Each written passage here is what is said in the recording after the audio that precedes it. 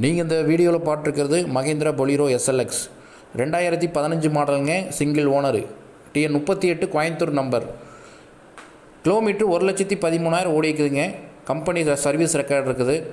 Front 2 டயருமே 80% இருக்கும். Back 2 டயருமே 50% இருக்கும்.